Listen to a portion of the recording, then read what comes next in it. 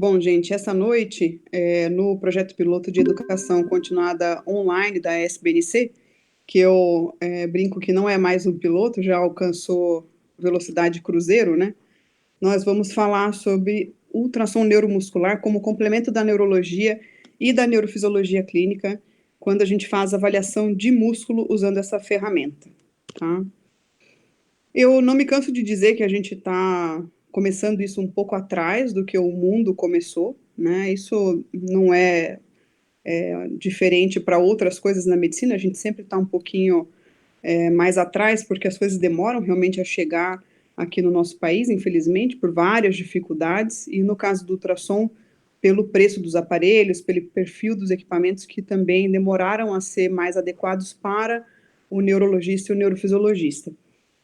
Mas eu mostro aqui um artigo para vocês de 2008, de ultrassom muscular em doenças neuromusculares, e é uma revisão convidada que foi publicada na revista Maçonneuve, uma revista para quem conhece a neuromuscular muito importante na área, e nessa época já se falava de diagnóstico com ultrassom de músculo em várias doenças que nós temos e são frequentes no consultório, tanto do neurologista quanto do neurofisiologista clínico.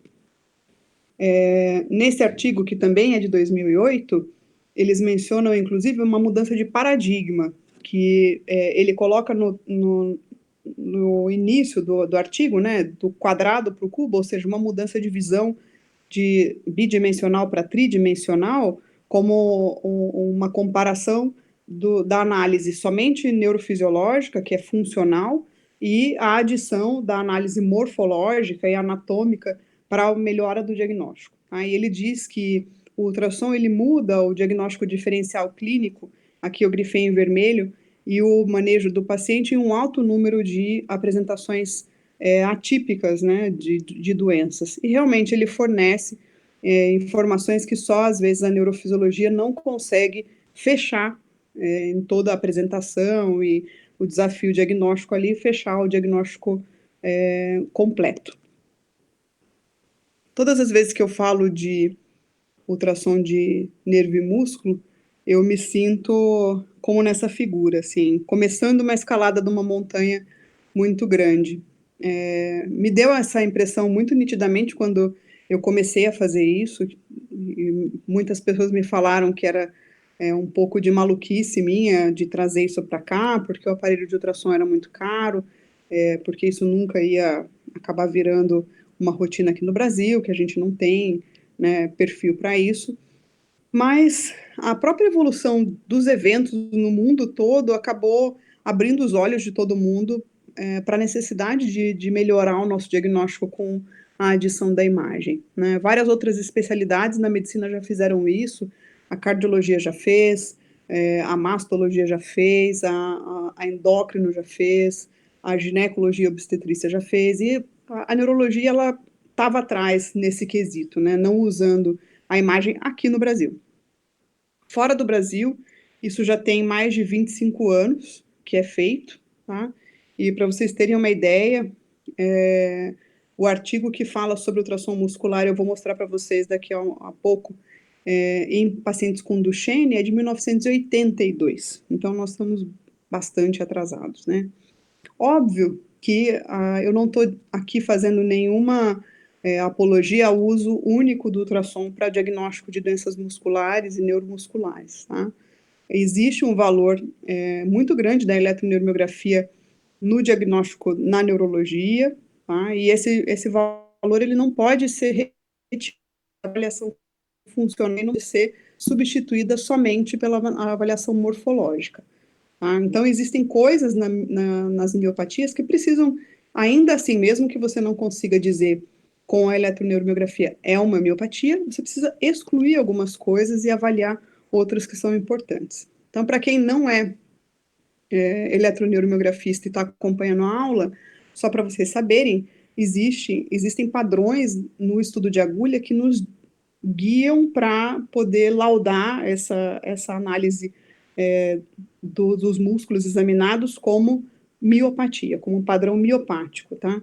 E isso inclui recrutamento precoce, amplitude reduzida e curta duração dos potenciais e a polifasia, por alterações que são próprias aqui da miopatia, com perda da unidade da fibra muscular, e aí isso causa uma redução da amplitude, e com a evolução da doença, com o aparecimento de outros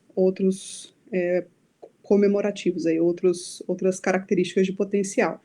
E existem ainda métodos, por exemplo, quantitativos de analisar isso, para, nos casos em que ficam borderline, que a gente possa definir o que é miopático e o que não é miopático, ou o que é neurogênico até. Então, a eletroneuromiografia avalia diagnóstico diferencial de neuropatias e de doenças da junção neuromuscular. Ela pode mapear o acometimento e definir um padrão se isso é proximal ou distal.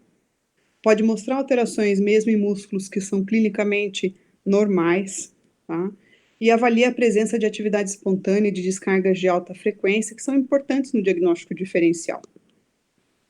Lembrar que as miotonias precisam ser investigadas, que as distrofias miotônicas têm também manifestações extramusculares, então a gente tem que olhar para o paciente e fazer uma anamnese, que existem outros testes para avaliar esse tipo de paciente com miotonias não distróficas, por exemplo, no teste de exercício curto, e os pacientes que têm paralisias periódicas ou hipercalêmicas, por exemplo, teste de exercício longo, e que a gente muitas vezes deixa de fazer, mas é necessário fazer a avaliação de músculos paravertebrais para procurar atividade espontânea e descargas, tá? Nem sempre o paravertebral aí não é só útil nas radiculopatias para mapeamento de raiz, mas lembrar nos pacientes com investigação de miopatia de que isso é muito importante para auxiliar o diagnóstico.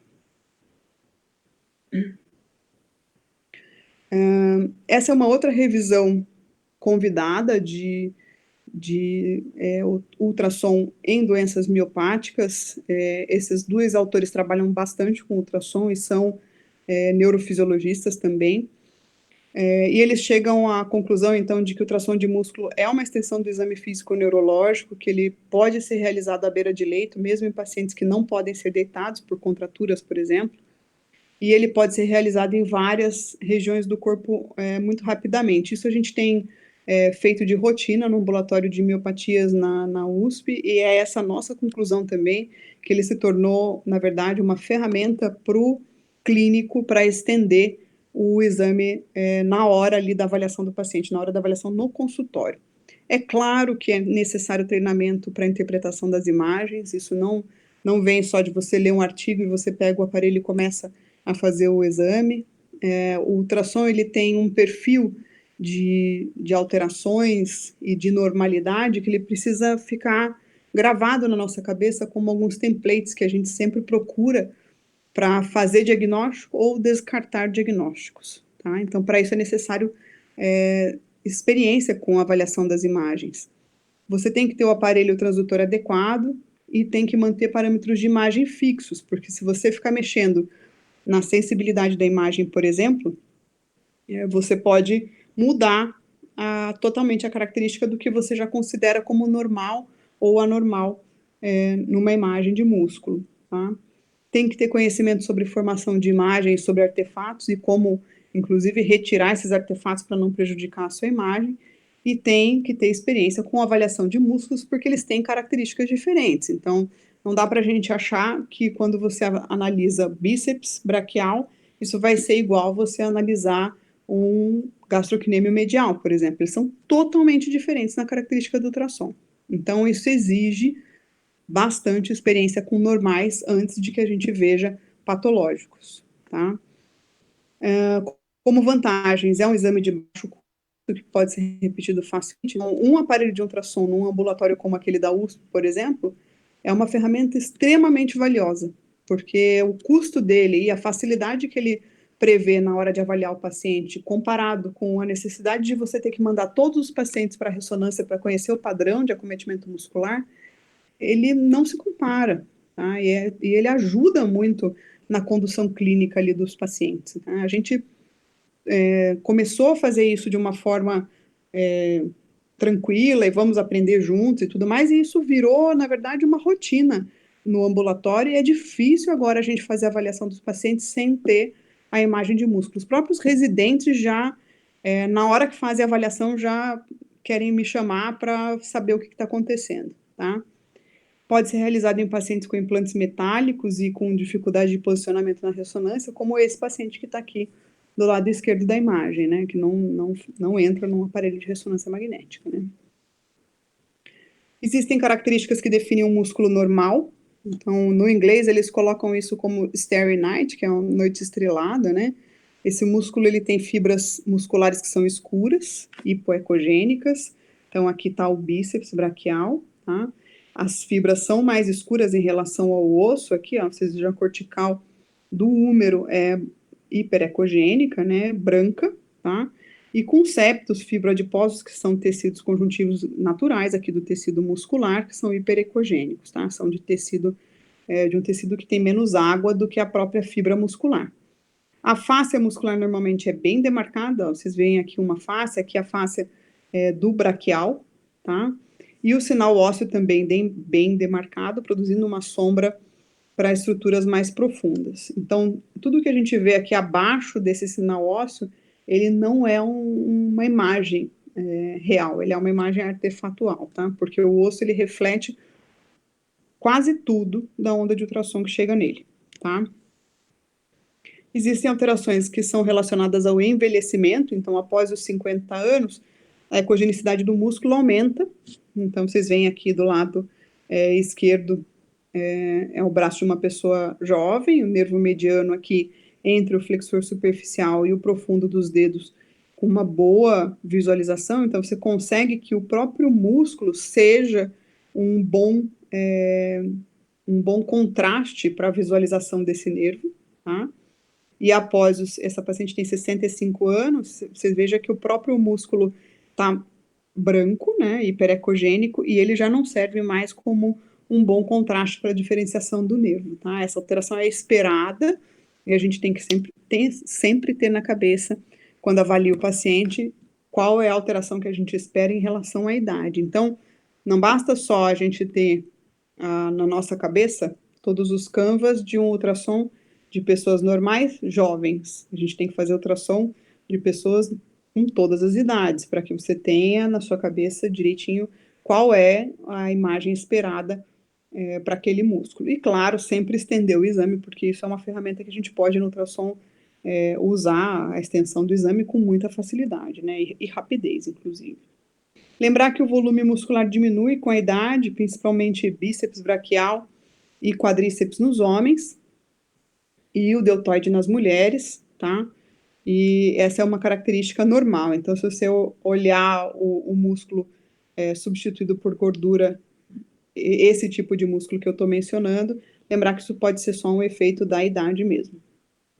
É muito fácil fazer avaliação de músculo, porque a gente tem essa ferramenta de fazer lado a lado. Então, vocês vejam aqui a imagem, é um paciente com escápula alada, que a gente está olhando o trapézio aqui, de um lado e de outro, né, da esquerda e da direita, e o supraespinhoso da esquerda e da direita, com a linha aqui da escápula, da fossa supraescapular, super bonita, bem demarcada, né? Então, você vê o tamanho do músculo, você vê a ecogenicidade, consegue comparar, é uma ferramenta realmente muito intuitiva, fácil de usar.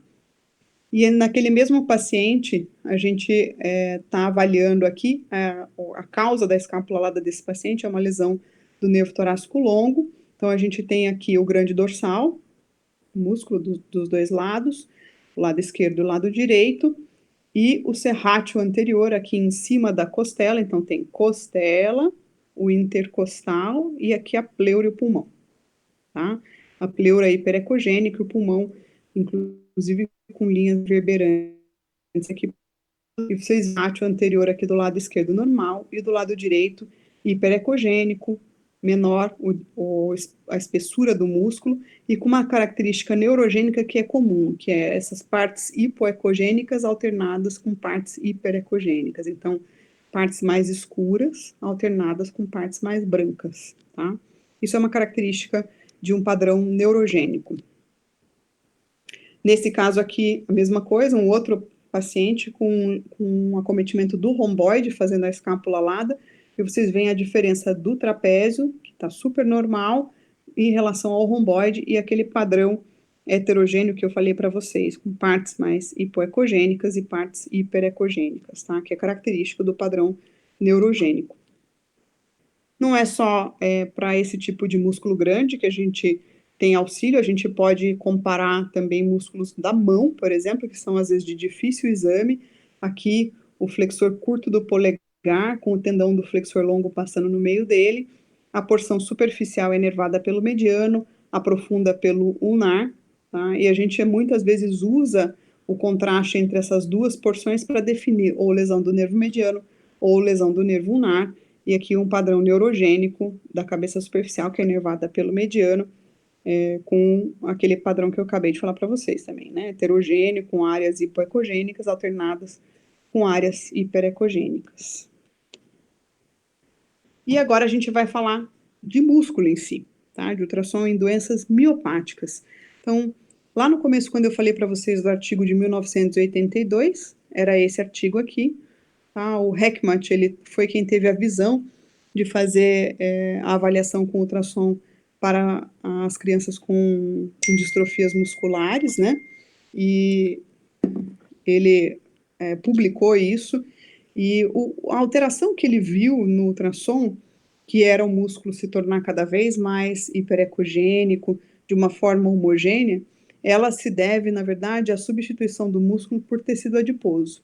Então, toda vez que o músculo ele perde fibras e tem substituição por gordura, ele passa a refletir cada vez mais as ondas de ultrassom que chegam para fazer a imagem ali no músculo, na fibra muscular, e essa reflexão faz com que ele perca progressivamente a intensidade do eco, né, das ondas de ultrassom que foram emitidas pelo transdutor, de uma forma que a imagem profunda ela passa a ser cada vez mais atenuada, tá? E isso faz com que a gente vá perdendo as características mais profundas. Eu vou mostrar para vocês agora como isso acontece. Então, aqui, ele definiu como Heckmann grau 1 um músculo normal, tá? Hipoecogênico, com septos, tecido conjuntivo hiperecogênico, com esse padrão de noite estrelada aqui, tá? Aqui, inclusive, vocês veem o nervo músculo cutâneo aqui no meio do bíceps, entre ele e o braquial, tá? Com um sinal ósseo bem visível. Quando a gente começa a ter uma alteração muscular, esse músculo começa a ficar hiperecogênico, mais branco, tá?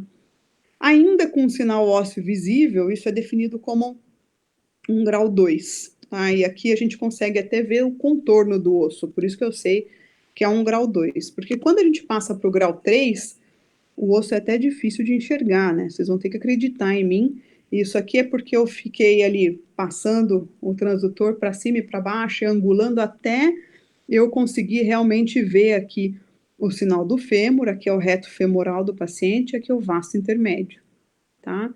Então, existe um aumento da ecogenicidade com perda da nitidez do tecido e uma dificuldade para visualizar o sinal ósseo.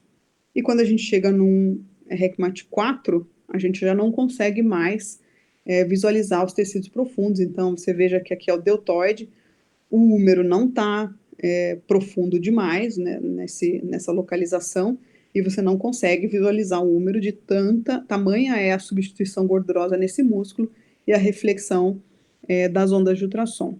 Esse caso aqui bonito, inclusive, é uma miopatia relacionada ao colágeno 6, que tem um padrão que é descrito de rocambole, de alteração do músculo, que é visto em alguns estágios da doença, não em todos, tá? Eu tenho uma dificuldade especialmente importante, isso todo mundo que me vê fazendo avaliação de músculo sabe que eu comento isso frequentemente.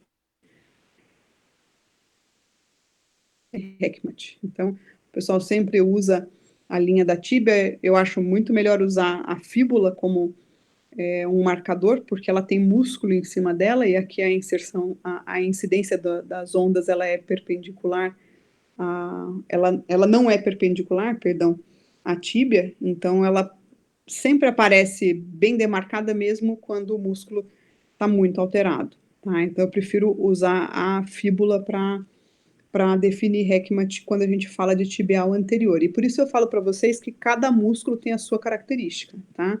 Mas vocês vejam que é um músculo que está homogeneamente alterado, aqui tem vasos no meio, tá? E a gente consegue fazer uma definição de RECMAT2 por causa do sinal da fíbula que ainda é visível aqui, tá? Mas tem hora que a gente fica em dúvida.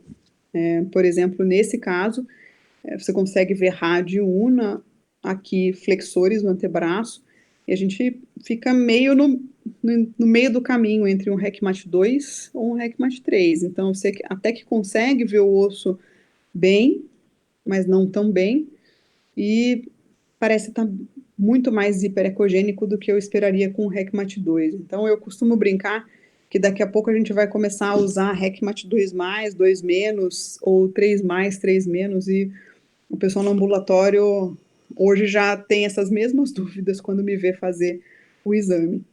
E quando a gente usa lá no ambulatório, para que a gente usa? A gente usa para avaliar músculos que às vezes a gente não consegue ter clinicamente uma função bem definida no exame clínico e dizer qual é o padrão.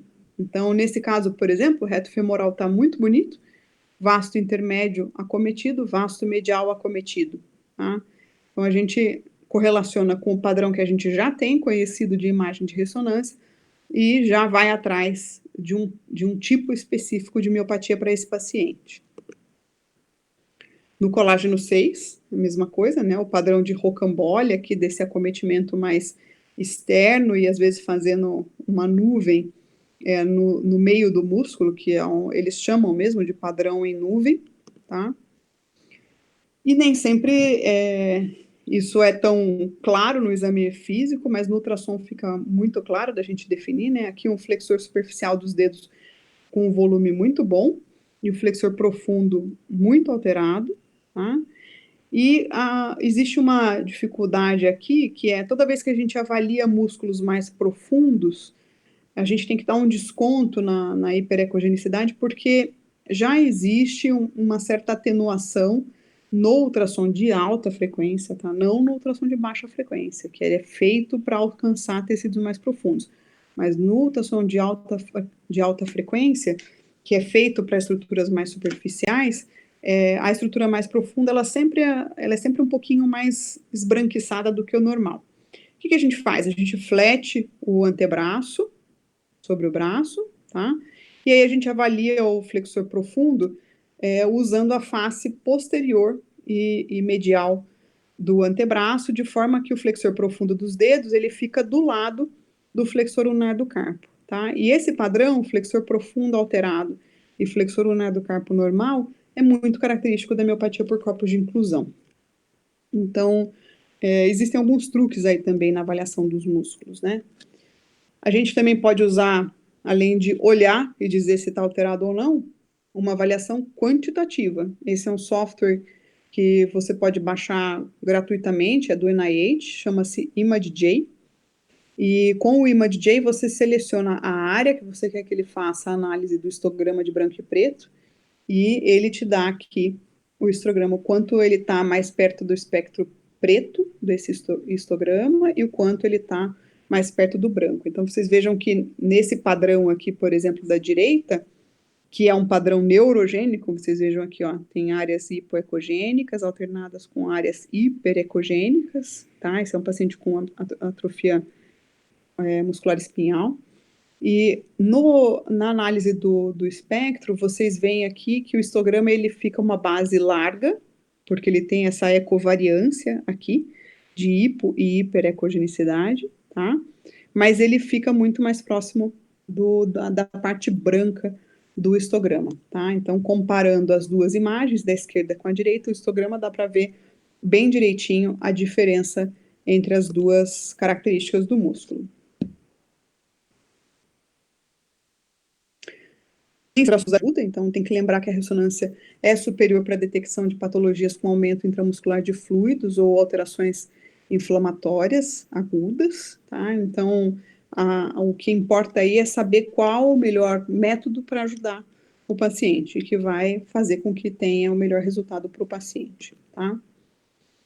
Mas o ultrassom tem algumas vantagens para a gente, né? Principalmente naqueles músculos que são de difícil exame clínico. Então, essa é uma avaliação de diafragma, aqui está a costela tangenciada, meu músculo intercostal e aqui o diafragma, inclusive com essa fina linha aqui hiperecogênica dentro do músculo, que é o tendão central.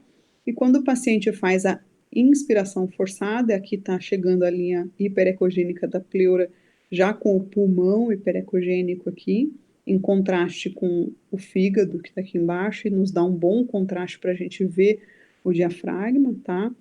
Quando esse paciente faz a inspiração forçada, o diafragma se espessa, e esse aumento da espessura, ele me diz se o músculo está agindo normalmente ou não. Aqui está o tendão central novamente, ó, tá? Então, dependendo da incidência, você vê ele na imagem toda, ou às vezes em parte da imagem, tá? É normal. Já nesse paciente do lado direito, um paciente com doença de Pompe, e vocês podem ver que o diafragma é uma fita branca, tá? É até difícil ver a costela, porque é o próprio tecido adiposo aqui que está muito volumoso antes da costela, ó, vocês veem aqui tem quase nada do lado esquerdo e aqui bastante do lado direito.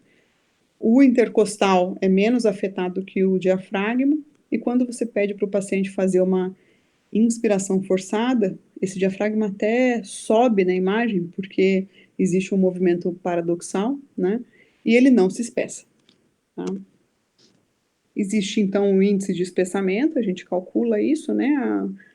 Da expiração em relação à inspiração, e a gente considera que menos que 20% é um erro na medida, na verdade, 20% a gente já considera como paralisia, porque existe uma possibilidade aí de um mínimo deslocamento do transdutor já causar esse aumento de 20%, porque as medidas são pequenas, ó, 0,3, né, 0,17, a diferença de 0,13, então, quando a diferença é muito pequena, a gente não considera ela como espessamento em si, tá? Acima de 20%, qualquer coisa que espessar já é considerado função. Outro músculo de difícil exame clínico é o paravertebral. Então, aqui no lado direito, vocês veem um paciente que você consegue ver a linha toda aqui da vértebra, né, as lâminas, o processo espinhoso e o músculo paravertebral, inclusive multífidos externo e interno aqui. E nesse paciente, ele está todo borrado, você não consegue ver, né? Não consegue ver nem tão nitidamente o processo espinhoso aqui, tá? E no abdômen, por exemplo, ó, oblíquo externo afetado, né? E o interno e o transverso normais. E aqui o reto abdominal, aqui chegando perto da linha alba aqui, o reto abdominal é muito alterado nesse paciente, né? E língua. Língua também é outra vantagem do ultrassom, principalmente adultos. Crianças já fica um pouquinho mais complicado, né? Principalmente bebês. Mas em adulto é muito fácil de se fazer. Então, aqui, digástrico bilateral, o milioide fazendo o assoalho, né, da língua. Aqui é um corte coronal, então, com o transdutor colocado embaixo do queixo do paciente, entre os dois ramos da mandíbula aqui, né, com as extremidades nos dois ramos da mandíbula, o genioide e o genioglosso, mostrado muito bem nessa imagem. E já na imagem direita, vocês veem que o digástrico está comprometido, né, ele não aparece com tanta nitidez, você consegue até ver o milioide, mas ele também não está totalmente delineado, como nessa imagem aqui, pouco o genioide, e o genioglosso está bastante branco, né? Muito alterado. E tem que ter cuidado para a gente avaliar padrões que nos confundem aí. Existiam também, assim como na eletromiografia, a gente pode dizer, olha, esse é um padrão misto, tem unidades que me lembram um padrão miopático e unidades que me lembram um padrão neurogênico. Então, a história desse paciente que eu estou mostrando a imagem para vocês, é um paciente com uma miopatia que foi diagnosticado em 2016 e voltou para mim em 2020 para eu reavaliar, não mais pela miopatia, mas por um quadro de dor no território de L4. Esse paciente não tem investigação, não tem diagnóstico da miopatia, continua com padrão miopático em quase tudo que eu avalio, tá? E tem um território de L4 muito alterado, a queixa dele é do território de L4 muito alterado. E quando a gente vai avaliar o músculo com agulha, dá muita dificuldade de avaliar esse paciente e dizer que ele tem uma radícula L4. Mas quando a gente pega o ultrassom e vai fazer o ultrassom do vasto lateral dele, a gente vê que o padrão não é só um padrão miopático, ele tem uma atenuação aqui do sinal ósseo do fêmur, mas o padrão é nitidamente neurogênico também, tá? Então ele tem uma miopatia, mas sobreposta a essa miopatia, ele desenvolveu uma radiculopatia L4 e eu só consegui ter um pouco mais de clareza no meu diagnóstico quando eu olhei essa imagem do vasto lateral, que era completamente diferente da imagem do tibial anterior, do gastrocnêmio e do sólio, por exemplo, tá? Que eram de padrão miopático puro, tá? Então, às vezes, ajuda a gente a fazer o diagnóstico. E outra ferramenta que é importante também, naquele paciente eu também usei, é uma comparação lado a lado. Então, aqui um deltoide muito alterado, branco, hiperecogênico, né, atrófico, com tecido gorduroso aqui hipertrofiado acima dele, né? E do lado direito aqui da tela, um deltoide completamente normal, tecido adiposo normal em cima, então o lado direito em relação ao lado esquerdo é muito fácil a gente avaliar, né?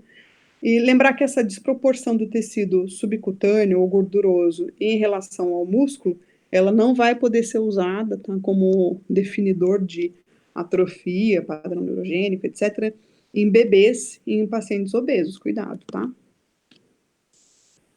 Outra coisa que a gente pode fazer é escolher o melhor lugar da biópsia. Então, essa paciente é uma paciente com uma doença de junção neuromuscular, que estava usando um anticorpo monoclonal, e foi suspeitado pelo clínico dela que ela tivesse desenvolvendo uma miopatia aguda nesse episódio, que ela perdeu muito rapidamente a força e não foi manejada, não foi corrigida com o manejo usual dela, tá? Tava muito atípico o caso, né? Aquilo que a gente falou no começo. Ela ajuda em casos atípicos. O normal seria fazer uma biópsia em bíceps esquerdo, mas vocês podem olhar aqui que o que sobrou do bíceps esquerdo é uma fita atrófica e a chance de você pegar aqui só fibrose e tecido gorduroso é enorme.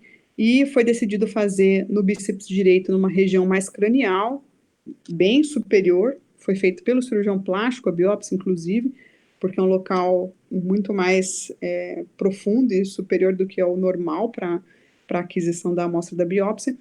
E aí a gente marcou junto esse local, foi feita a biópsia e foi feito o diagnóstico da miopatia. E o último benefício, grande benefício, seria avaliar fasciculações.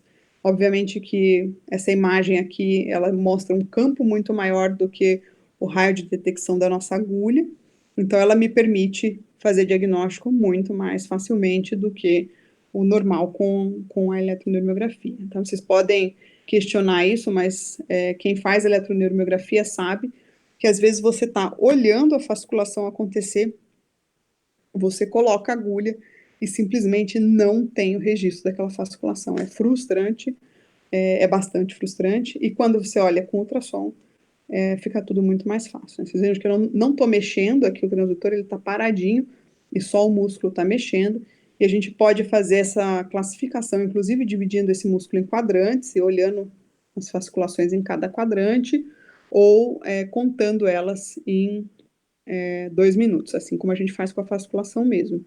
E aqui na língua, né, vocês veem no digástrico, está acontecendo no milioide, no genioide o tempo todo, ó, tá?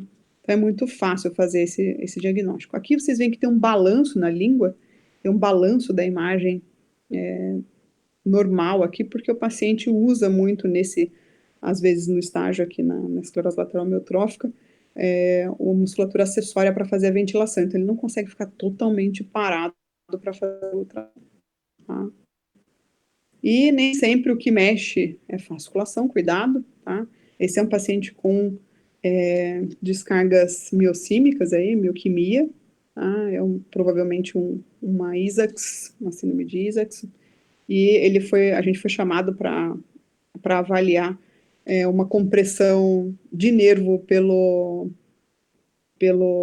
cuff da medida de pressão durante uma cirurgia da coluna, e ele tinha essa alteração aqui no músculo e foi documentada foi documentada na eletromiografia também, tá? Então, cuidado quando mexer assim de uma forma muito brusca, muito abrupta, lembre-se que pode não ser uma fasciculação, tá? E por isso a gente encerra a aula aqui mostrando para vocês como a gente não consegue dissociar a eletroneuromiografia do ultrassom de músculo. Então, nesse caso, por exemplo, é extremamente importante que você vendo essa imagem, mesmo assim, você coloque uma agulha aqui nesse músculo e faça o registro das descargas, tá?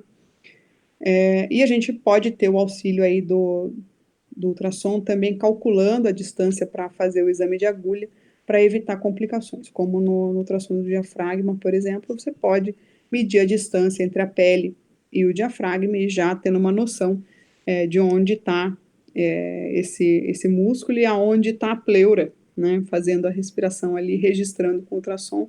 Você pode se afastar dessa região onde a pleura chega facilmente quando o paciente respira, dessa forma evitar complicações como pneumotórax, por exemplo. Então, em crianças, ele pode ser usado para definir o lugar da eletromiografia. Hoje, atualmente, a gente só faz eletromio em criança depois de fazer um ultrassom, tá? Porque não tem muito sentido a gente ficar escolhendo simplesmente sem nenhuma guia, se a gente pode olhar com ultrassom e já definir exatamente o lugar aonde você pode ter alterações que definam o seu diagnóstico. Então, ele serve como uma guia para a eletromiografia e é usado para eletromio em crianças e em pacientes que têm dificuldade com agulha também. Então, é muito útil, tá? E a gente faz isso de rotina na clínica.